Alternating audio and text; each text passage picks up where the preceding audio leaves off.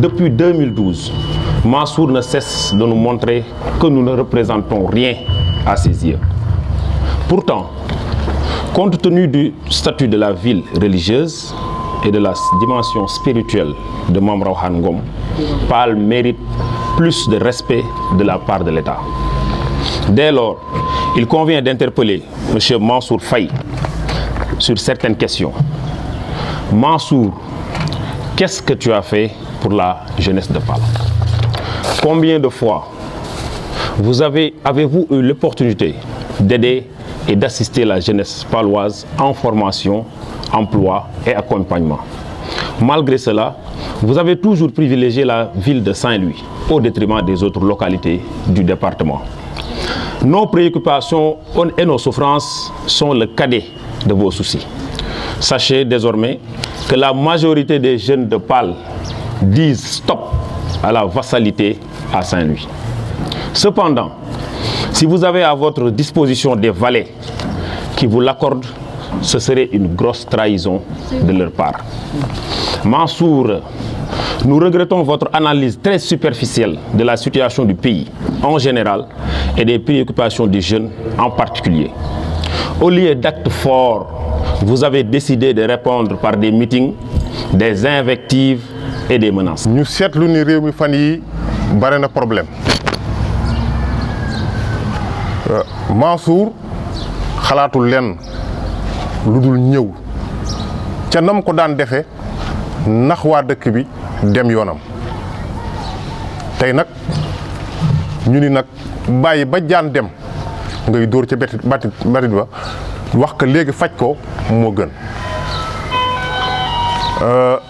PAL 9 ans la fi Macky Sall def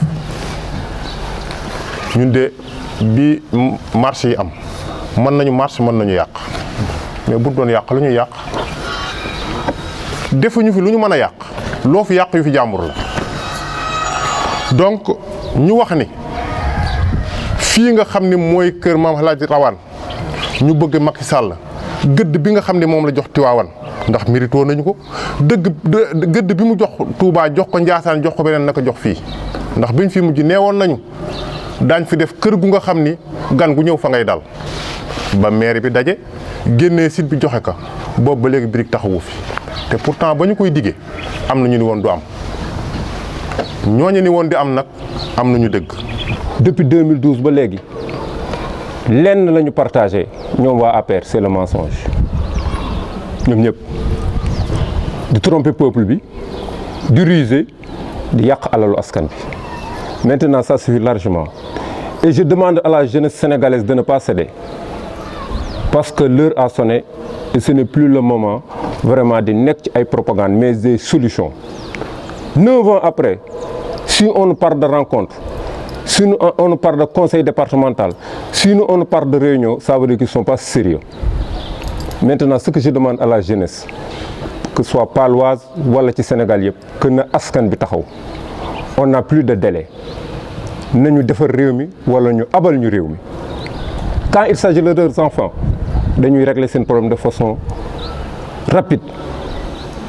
Mais quand il s'agit de la jeunesse sénégalaise, dañ naan leen bind leen projet, vos projets ne sont pas bancables, il faut lii, il faut le des séminaires, des ateliers.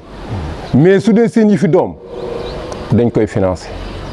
Ñoom ñëpp ku nekk ci a financé des projets de milliards pour tes enfants. Et les autres, inégalité boobu dafa war a jeex ci réew mi te kenn du ko jeexal lu dul résistance ak fulla ak fayda.